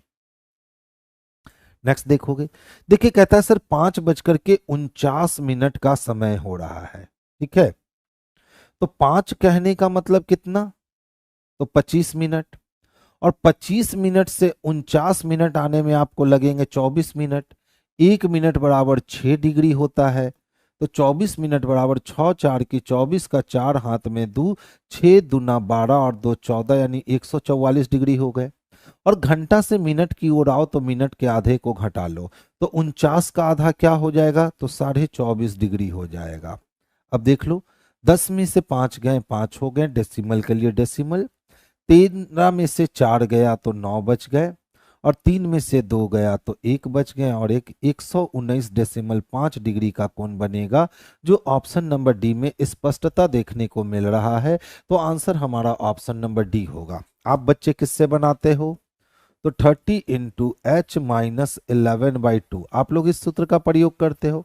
बिल्कुल अच्छा सूत्र है, लेकिन इतना फास्ट आप नहीं बना सकते हो, इसमें आपके समय ज़्यादा लगेंगे, और खास करके कहाँ, इस वाले को कैलकुलेट करने में आपको समय लगेंगे ज़्यादा। ठीक है, तो इस वाले रूल से बनाने पे आपके समय जो है ना वो रिड्यूस हो जाते हैं, और 100% एक्यूरेसी के साथ आप कम समय में क्वेश्चंस को सॉर्ट आउट कर सकते हो। नेक्स्ट वन देखेंगे। देखिए, सुरेश बिंदु ए से ड्राइव करता है और पूरब की ओर 7 मीटर, तो कोई ए बिंदु है, उससे 7 मीटर पूरब की ओर ड्राइव करता है। फिर वो बाईं ओर मुड़ता है और 4 मीटर ड्राइव करता है। यहां से वो बाईं ओर मुड़ता है और 4 मीटर ड्राइव करता है। फिर दाईं ओर मुड़कर 5 मीटर, यहां से वो दाईं ओर मुड़ता है और 5 मीटर ड्राइव करता है। फिर दाईं ओर मुड़कर 10 मीटर, यहां से वो दाईं ओर मुड़ता है और 10 मीटर ड्राइव करता है। फिर कहता है फिर दाईं ओर मुड़ता है और 8 किलोमीटर। तो देखिए, दाईं ओर मुड़ता है और कितना ड्राइव करता है? तो 8 किलोमीटर ड्राइव करता है। फिर दाईं ओर मुड़ता है और 13 किलोमीटर। अब यहां से दायां मुड़ेगा तो ऊपर जाएगा, तो ऊपर ये कितना किलोमीटर जाता है? तो ये 13 किलोमीटर जाता है। ठीक है, अब वो अंतिम बार बाएं मुड़ करके 4 किलोमीटर, तो देखिए, तो अंतिम बार बाईं ओर मुड़ करके जब वो 4 किलोमीटर चलेगा तो बिल्कुल इसके पैरेलल आके खड़ा होगा, और कहाँ रुक जाएगा मेरे भाई? तो बिंदु बी पे रुक जाएगा। अब कहा गया है प्रश्न, बिंदु बी से बिंदु ए तक पहुंचने के लिए उसे कितना दूर और किस दिशा में जाना होगा? तो देखिए, बिंदु बी से बिंदु ए तक आने के लिए सबसे पहले उसको साउथ में जाना होगा। अब डिस्टेंस कितना है? तो ये टोटल डिस्टेंस हमारा 10 था, लेकिन ये टोटल डिस्टेंस 13 था, यानी बस यही डिस्टेंस कवर करना होगा, और ये डिस्टेंस 3 होगा। तो साउथ में 3 किलोमीटर किस में दिख रहा है? तो ऑप्शन नंबर डी में आपको स्पष्ट रूप से दिख रहा है। तो आंसर हम लोग किसको बनाएंगे? तो ऑप्शन नंबर डी को बनाएंगे। क्लियर हो रहे हैं सब लोगों को? ठीक है, आगे चल रहा हूं। देखिए, इस सब टाइप के जो क्वेश्चंस होते हैं ना, पूरा का पूरा कंसंट्रेशन पे क्वेश्चंस डिजाइन होता है। अगर आपका कंसंट्रेशन पावर बहुत अच्छा है तो फिर इन सारे क्वेश्चनों के लिए मेरे भाई आपको कुछ काम मेहनत करने की जरूरत नहीं है। ध्यान से देखोगे, एक श्रृंखला दी गई जिसमें आपके डिजिट भी दिख रहे हैं, सिंबल भी दिख रहे हैं और लेटर नहीं दिख रहे, यानी सिंबल डिजिट सीरीज है। कहता है श्रृंखला में कितने ऐसे प्रतीक यानी कितने ऐसे सिंबल हैं जिनके ठीक पहले एक ऑड नंबर है, एक ऑड नंबर है और ठीक बाद में एक इवन नंबर है। सिंबल को ढूंढना मेरे भाई आसान होता है। सिंबल के पहले आपको ऑड नंबर चाहिए, सिंबल के पहले ऑड नहीं है, कैंसिल। सिंबल के पहले ऑड है लेकिन बाद में इवन नहीं, कैंसिल। सिंबल के पहले ऑड है बाद में इवन नहीं, कैंसिल। सिंबल के पहले ऑड नहीं है, कैंसिल। सिंबल के पहले ऑड है बाद में इवन नहीं, कैंसिल। सिंबल के पहले ऑड बाद में इवन है, ये पहला पेयर अब भी मिला। सिंबल के पहले ऑड है लेकिन बाद में इवन नहीं, सिंबल के पहले ऑड नहीं, सिंबल के पहले ऑड है और बाद में इवन है, यानी ऑलरेडी हमें ऐसे दो ही पेयर मिल पा रहे हैं। तो हम लोग आंसर किसको लगाएंगे, तो ऑप्शन नंबर सी को लगाएंगे, यही हमारे लिए परफेक्ट और उचित आंसर होगा। नेक्स्ट वन को देखोगे, देखिए फिर से उसी सिंबल सीरीज से कहता है ऐसे कितने प्रतीक हैं, ऐसे कितने सिंबल हैं जिनके ठीक पहले एक संख्या यानी डिजिट चाहिए और ठीक बाद भी एक संख्या यानी डिजिट चाहिए। अब देख लो कितना खूबसूरत क्वेश्चन है। इसके पहले वाले क्वेश्चन में जहां बात करी गई थी कि हमको सिंबल के पहले ऑड लेटर और सिंबल के बाद इवन लेटर चाहिए, इसमें बात करी गई है कि सिंबल के पहले डिजिट चाहिए और सिंबल के बाद भी डिजिट चाहिए। तो ध्यान से देखोगे, सिंबल के पहले और बाद में नहीं है, सिंबल के पहले और बाद में नहीं है, सिंबल के पहले और बाद में नहीं, सिंबल के पहले बाद में नहीं, सिंबल के पहले बाद में नहीं, सिंबल के पहले भी डिजिट और सिंबल के बाद भी डिजिट। ऐसी व्यवस्था सिर्फ हमें एक जगह स्पष्ट रूप से दिख रही है। तो 29 नंबर क्वेश्चंस के लिए आंसर जो हम लगाएंगे ये ऑप्शन नंबर ए लगाएंगे। ठीक है, नेक्स्ट देखोगे, देखिए कहता है 2 4 2 6 और 2 8 लोग एक वर्गाकार मेज के चारों ओर केंद्र की ओर मुख करके बैठे हैं। तो सबसे पहला काम करना है 8 लोग की व्यवस्था कर लो और 8 लोगों को बैठाने के लिए आप व्यवस्था कर लो। सारे लोग केंद्र को देख रहे हैं, उनमें से कुछ लोग कोने पर बैठे हैं जबकि कुछ अन्य लोग जो हैं वो भुजा के मध्य में बैठे, लेकिन सारे लोग केंद्र को देख रहे हैं। कहता है डी मेज के किसी एक कोने पर बैठा है। तो डी कहाँ बैठा है, तो मेज के किसी एक कोने पर बैठा है। लो, ई डी के बाईं ओर दूसरा है, तो ऑलरेडी डी का फेस सेंटर की ओर है, तो डी का बायां क्लॉकवाइज जाएगा। तो पहला नहीं दूसरा पोजीशन जो होगा ये ई के लिए होगा। अब मेरे भाई देखो क्या कहता है, ई और एच के बीच केवल 3 व्यक्ति, तो या तो आप 1 2 3 व्यक्ति इधर काउंट करो या तो 1 2 3 व्यक्ति इधर काउंट करो। इसका मतलब एच को आपको इस कॉर्नर पे रखना होगा। फिर कहता है एच और एम के बीच केवल एक व्यक्ति, तो एच यहाँ है तो एक गैप करके एम इधर रख नहीं सकते, लेकिन एम को अगर हम यहाँ रखते हैं तो एच और एम के बीच में सही में केवल एक व्यक्ति बैठ सकता है। अब कहता है एस एम के बाईं ओर ठीक बगल में है, तो एम का बायां ये होगा, यानी एस को हम लोग यहाँ रखेंगे। फिर कहता है डब्ल्यू डी के ठीक बगल में नहीं बैठा, तो डब्ल्यू जब बाबू डी के बगल में नहीं बैठा इसका मतलब डब्ल्यू के लिए एक ही पोजीशन होगा एम और ई के बीच में। फिर कहता है कि आर के दाएं दूसरे स्थान पे है, आर को यहाँ रखने पर दूसरा स्थान के का हो ही नहीं सकता, लेकिन आर को यहाँ रखे तो इसके दाएं पहला नहीं दूसरा स्थान के का हो सकता है। अरेंजमेंट कंप्लीट हो गई। दी गई व्यवस्था के अनुसार डैश आर के बाईं ओर ठीक बगल में है, तो आर के बाईं ओर बगल में ई रखा गया है, यानी ऑप्शन नंबर सी को जो है ना हम लोग बेस्ट और परफेक्ट आंसर बनाएंगे। तो आंसर हमारे ऑप्शन नंबर सी जो है यही सबसे बेस्ट आंसर होंगे। नेक्स्ट वन देखोगे, अच्छा देखो भाई इस टाइप का जो क्वेश्चंस होता है ना वो बेहद ही आसान और इंटरेस्टिंग क्वेश्चन होता है। सिर्फ बात होती है कॉन्सेप्ट को क्लियर करने की। अगर आपकी कॉन्सेप्ट क्लियर है तो इस टाइप के क्वेश्चंस को आप बहुत इजीली हैंडल कर सकते हो। तो ध्यान से समझोगे कि मैं क्या कर रहा हूं। कहता है एक कक्षा के सभी 20 विद्यार्थी एक सीधी पंक्ति में पूरब की ओर मुख करके बैठे हैं। राम दाएं सिरे से 8वें स्थान पर और सीता बाएं सिरे से 16वें स्थान पे है। राम और सीता के बीच कितने व्यक्ति। तो बताओ आपने लोग कितने बैठा रखे हैं, तो 20। अब एक तरफ से 16 पोजीशन कैप्चर हुआ, एक तरफ से 8 पोजीशन कैप्चर हुआ, यानी दो लोगों ने मिलकर के 16 और 8 24 पोजीशन कैप्चर कर लिया, जबकि आपके पास पोजीशन मात्र 20 थे, यानी 4 पोजीशन एक्स्ट्रा है। जो बैठा बदमाशी किया, तो सीता और राम को हटा दो, बचे कितने, 2, यानी इन दोनों के बीच में कितने व्यक्ति हैं, तो 2 व्यक्ति हैं। ध्यान से देखोगे कितने बच्चों की पंक्ति है, तो 20 बच्चों की पंक्ति है। Sir total number of student कितने हैं, तो 20 है। अब कहता है एक सीधी पंक्ति में पूरब की ओर मुख करके बैठे हैं, राम दाएं सिरे से 8वां है, यानी दाएं सिरे से 8वें स्थान पर अगर जाएंगे तो हमारी मुलाकात किससे होगी, राम से। और ऑलरेडी जब 20 लोग ही बैठे हुए हैं तो 8 लोगों को देखा तो 9 10 11 12 13 14 15 16 17 18 19 और 20 खत्म हो गए इस लाइन में 20 लोग। अब कहता है सर सीता बाएं छोर से 16वें पे है, तो सीता बाएं छोर से 16वें पे है, तो 1 2 3 4 5 6 7 8 9 10 11 12 13, ये 14, ये 15 और ये 16, यानी सीता का पोजीशन कितना है, तो 16 है। किस दिन से, तो बाएं छोर से। अब पूछे गए कि सर राम और सीता के बीच कितने बच्चे बैठे हुए हैं, तो देख लो तो राम और सीता के बीच यही 2 जन बैठे हुए हैं ना, तो आंसर हमारा हो गया 2। आंसर कितने हो गए, तो 2, जो ऑप्शन नंबर किस में दिख रहा है, तो ए में दिख रहा है। आगे चल रहा हूं, देखिए क्या कहता है। कहता है यदि कोई शब्द एक स्वर से शुरू होता हो, तो अगर शब्द की बात करें तो शब्द क्या है, तो एलोवेरा है।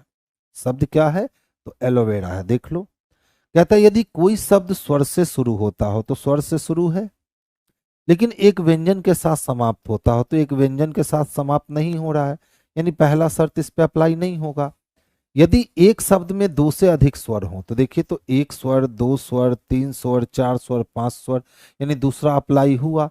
तो पहले स्वर को 1 के रूप में, ठीक है, दूसरे स्वर को 2 के रूप में, ठीक है, और आगे के स्वरों को इसी प्रकार कूटबद्ध किया गया है। तो फिर आप 1 करोगे, 2 करोगे और 1 करोगे, 1 2 1 2 1 2 1 नहीं, आगे उसी तरह से किया गया है, तो यानी 1 2 3 4 5 किया गया है। तो पहला स्वर 1, दूसरा स्वर 2, तीसरा स्वर 3, चौथा छोड़ के 5वां, ये चौथा स्वर और ये 5वां स्वर। 1 से शुरू 5 से खत्म, 1 से शुरू 5 से खत्म, 1 से शुरू 5 से खत्म, 1 से शुरू 5 से खत्म। अब बच गया केवल कौन, तो सी नंबर बच गया, तो यही सी नंबर इसके लिए परफेक्ट और उचित आंसर होंगे। देखिए कहता है फ्रैंटिक शब्द के अक्षरों प्रत्येक स्वर को अंग्रेजी वर्णमाला में उसके बाद के अक्षर से, तो क्या रखा गया है, और कहता है प्रत्येक स्वर को, यानी जो भी वॉवेल है उसको अंग्रेजी वर्णमाला में उसके आने वाले अक्षर से बदल दो, तो ए बदल जाएगा बी से और आई बदल जाएगा जे से। और प्रत्येक व्यंजन को अंग्रेजी वर्णमाला में उसके पहले के अक्षर से बदल दो, तो एफ बदलेगा ई से, आर बदलेगा क्यू से, एन बदलेगा एम से, टी बदलेगा एस से और सी बदलेगा बी से।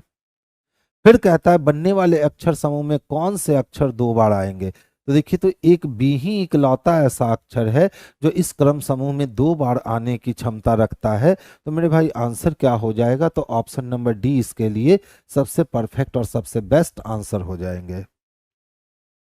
देखिए जितना भी पत्थर था, तो कुछ पत्थर जो थे ना वो क्या थे, तो घन थे, और कोई घन क्या नहीं था, तो गिलास नहीं था, यानी घन की दुश्मनी किससे हो रखी है, तो गिलास से।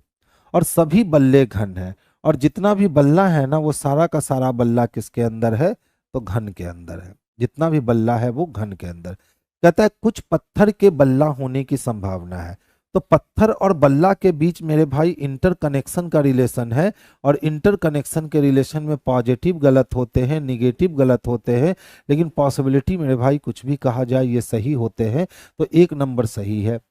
कोई बल्ला ग्लास नहीं है। अब देखो बल्ला घन के अंदर है और घन की दुश्मनी ग्लास से है, तो बल्ले की भी 100% दुश्मनी ग्लास से होगी, यानी दूसरा भी सही है। सभी घन बल्ले हैं, अच्छा हमें सभी घन तो बल्ले नहीं दिख रहे हैं, कुछ ही घन बल्ले दिख रहे हैं, तो ये तीसरा गलत हो गया। कोई पत्थर ग्लास नहीं है, कोई पत्थर ग्लास नहीं है तब कह सकते थे जब पत्थर और गिलास के बीच 100% की दुश्मनी होती, जबकि पत्थर और गिलास के बीच यहाँ 50% की दुश्मनी है मेरे भाई, तो इसको भी गलत कर लोगे। यानी सही कौन कौन हो रहा है, तो केवल 1 और 2 सही हो रहा है, जो ऑप्शन नंबर ए में स्पष्टता आपको दिख रहे हैं। तो आंसर हमारा ऑप्शन नंबर ए जो है, यही इसके लिए सबसे परफेक्ट और सुटेबल आंसर है। देखिए आईटी डिप्लोमा बीटेक वाले के लिए सुनहरा मौका है। RRB LP loco pilot CBT 1 की complete live classes target batch के रूप में आपके 26 जून से यह बैच अप्लाई हो चुकी है। इसकी फी मात्र 299 रखी गई है। ठीक है, अच्छा बताओ, ये छोटा वाला एस जो है अपने जगह पे घूमेगा ना? तो देख लो तो किसमें नहीं घूम रखा है, तो इसमें और इसमें नहीं घूम रखा है, कैंसिल हो गया। 7 भी अपने जगह पे घूमेगा, दोनों में है 8 भी। अब एफ की बात करें तो देख लो एफ इधर से दिखने वाला है, और इसमें एफ कहाँ चला गया है, नीचे, यानी 1 नंबर कैंसिल हो गया। और ऑप्शन क्या बच गए, तो बी नंबर ऑप्शन बच गए। यही हमारे लिए सबसे परफेक्ट और सबसे उचित आंसर बनेंगे। देखिए एट दी रेट के पहले जो आएगा ना वो पति कहलाएगा, और एंड के पहले जो भी आएगी वो माता कहलाएगी। ठीक है, और हैश के बाद जो आएगा बी ए की पुत्री है, वो पुत्री कहलाएगी। अब आपके सामने एक समीकरण दे दिए गए और पूछे गए हैं एच जे से कैसे संबंधित है। तो अगर मैं जे हूं तो मेरे आगे एट दी रेट है, और एट दी रेट के पहले जो आएगा मेरा पति, यानी आई मेरा हस्बैंड बन गया। और मेरे हस्बैंड के आगे माता है, तो हस्बैंड की जो माता होगी वो सास कहलाएगी। इसका मतलब है कि एच जो है ना बच्चा, वो जे की सास है। तो ऑप्शन नंबर डी इसके लिए सबसे परफेक्ट आंसर है। अच्छा ध्यान से देखोगे तो 2 से 4 होने के लिए 2 बढ़ गए, यानी +2, और 5 से 6 होने के लिए +1, 1 से 3 होने के लिए +2, और 18 से 19 होने के लिए +1, यानी +2 +1 +2 +1। 6 2 8 हो गए, 5 1 6, 5 2 7, 12 1 13। तो अब क्या करोगे, तो 13 और 2, तो 13 और 2 15 होंगे, एक में एक जोड़ोगे 2 होंगे, 14 और 2 जोड़ोगे 16 होंगे, और 25 में एक जोड़ोगे 26 होंगे।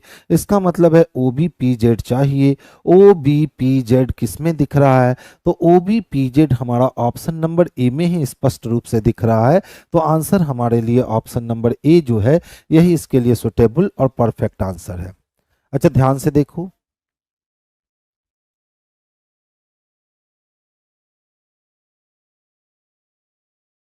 बी से डी कर दें क्या 2 जोड़कर, और 13 में 3 जोड़ के 16 कर दें क्या? इसी तरह 1 में 4 जोड़ के 5 कर दें क्या? इसी तरह से 12 में 5 जोड़ के 17 कर दें क्या? यानी +2 +3 +4 और +5 का गेम चल रहा है। अब सेम काम देखो तो कर रखा है क्या, 8 2 10, 20 3 23, 15 4 19, और 13 5 18 कर दो। 4 और 2 कितने, तो 6, 18 और 3 कितने, तो 21। फिर 3 के बाद 4 जाएगा तो 5 और 4 कितने, तो 9। अब 14 और 5 कितने, तो 19। यानी FUIS चाहिए। FUIS ऑप्शन नंबर सी में स्पष्टता देखने को मिल रहा है। तो आंसर हम लोग ऑप्शन नंबर सी को कर लेंगे। अच्छा देखिए तो 18 में अगर आप 4 जोड़ दोगे तो 22 होंगे, 22 में 4 जोड़ोगे 26 होंगे, और 26 में 4 जोड़ोगे तो 30 होंगे। यानी अब 4 में 4 जोड़ोगे तो 8 होंगे, यानी एच चाहिए। ये वाली ऑप्शन और ये वाली ऑप्शन कैंसिल हो गई। अब दोनों में सेकंड प्लेस पे आर है तो मत चेक करना, लास्ट प्लेस अलग है, चेक कर लो। देखो 13 से 24 जाने के लिए हम कितने जोड़ सकते हैं, तो 11 जोड़ सकते हैं। ठीक है, और 24 से 9 जाने के लिए फिर से हम कितने जोड़ सकते हैं, तो 11। तो 9 से 20 जाने के लिए कितने जोड़ सकते हैं, 11। तो 20 में अगर मेरे भाई 11 जोड़ेंगे तो 31 होगा, और 31 का मतलब ई होता है। तो 31 का मतलब ई होता है, यानी इसका लास्ट लेटर ई होगा, और बीच में तो आर रहेगा ही क्योंकि दोनों जगह आर था। तो आंसर हमारे क्या हो जाएंगे, तो ऑप्शन नंबर सी हो जाएंगे। अच्छा ध्यान से देखिए तो फ्यूल है। ठीक है, इसका प्लेस वैल्यू कितना, 21। ठीक है, और ये कितने हैं, तो 6 और 12 6 कितने, 18। 18 और 5 कितने हो गए, तो 23। यानी टोटल 23 और 21 को जोड़ दो तो 20 20 40 और 4 44। तो फ्यूल के टोटल मान कितने आ गए, तो 44 आ गए। लेकिन वो क्या लिख रखा है, 50 लिख रहा है। यानी कितने ऐड करने पड़ेंगे, तो 6 ऐड करने पड़ेंगे तो 50 हो जाएंगे। अच्छा चलो, तो दूसरे के साथ यानी जीर के साथ देखो तो ये क्रम कर सकते हैं क्या हम, अगर सेम वर्क कर सकते हैं तो आगे बढ़ जाएंगे। देख लो, 5 5 10 10 20, अब 20 20 40, 40 में से 2 गया तो कितने, 38। कितना लिख रखा है, 44। तो 38 में अगर हम 6 को ऐड करते हैं तो देख लो 44 होगा, यानी हमारा काम हो गया। अब किसका चाहिए, फेयर का चाहिए। ठीक है, तो ध्यान से देखोगे, ये 18 है और 6 जोड़ दे 24 1 25, 25 5 कितने हो गए, तो 30 हो गए। और 6 हमें ऐड करने हैं, तो 30 और 6 कितने हो गए मेरे भाई, तो 36 हो गए।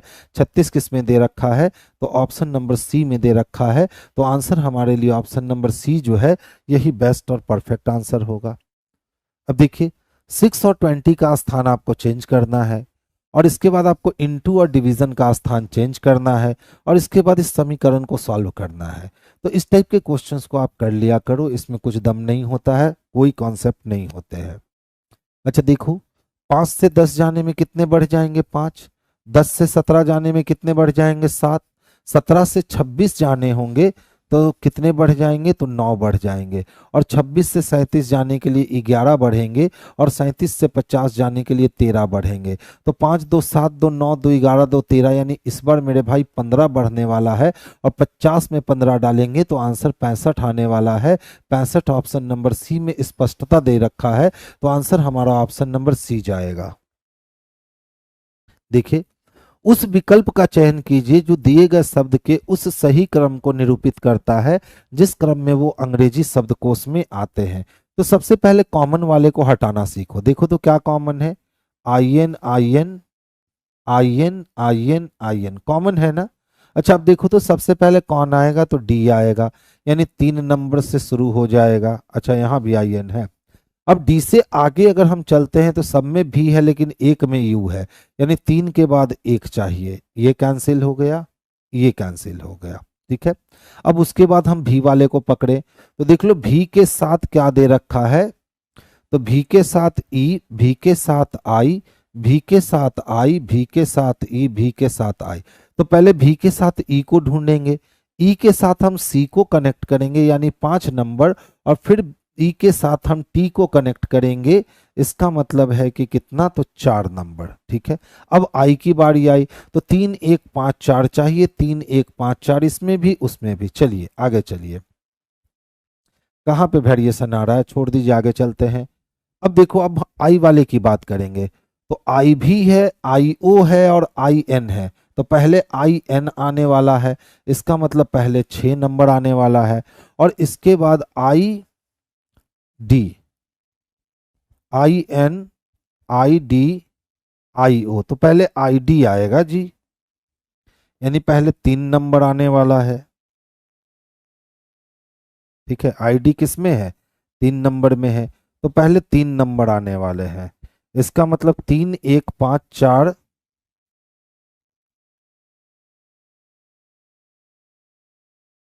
3 तो हम पहले ही हटा चुके हैं ना, 3 तो हम शुरुआत में ही क्या कर चुके हैं, हटा चुके हैं। अब किसको पकड़ना है, तो भी वाले को पकड़ना है, और भी के साथ ई, भी के साथ आई, तो भी के साथ आई देख रहे थे, भी के साथ आई देख रहे थे, और भी के साथ आई देख रहे थे। तो आई के बाद देखो ओ है, आई के बाद डी है, और आई के बाद एन है। तो सबसे पहले हम किसको पकड़ेंगे, तो सबसे पहले हम 2 को पकड़ेंगे, उसके बाद हम 6 को पकड़ेंगे, और लास्ट में हम किसको, तो 7 को पकड़ेंगे। ढूंढ लो किस में है, 3 1 5 4 2 6 7, ऑप्शन नंबर ए ही इसके लिए परफेक्ट और सुटेबल आंसर है।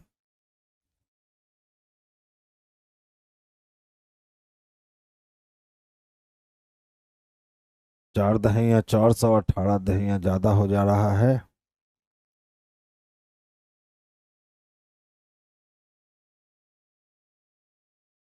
400 में अगर 120 माइनस करते हैं,